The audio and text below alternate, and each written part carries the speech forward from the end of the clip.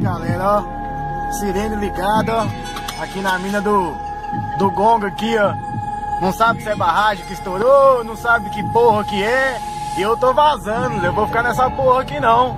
Tá doido? Ninguém fala nada, não sabe se tá testando, se alguma barragem estourou, cara. O pessoal aqui do... Atenção, isso é uma emergência.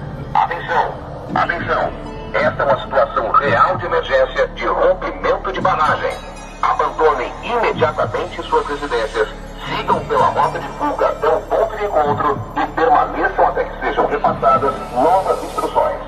Atenção, atenção, isso é uma emergência. Atenção, atenção, esta é uma situação real de emergência de rompimento de barragem. Abandonem imediatamente suas residências, sigam Tchau, pela meu rota filho. de fuga até o ponto de Você tá doido? permaneçam até que sejam repassadas. Sai fora dessa porra aqui, meu filho. Ó, tá doido? Acontecer que aconteceu em Brumadinho não, rapaz. Você tá doido?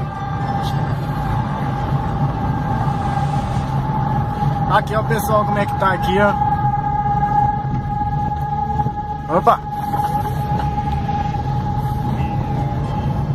Tá doido, rapaz? Sai fora. Bom, meu filho, acelera. Ó. Caralho.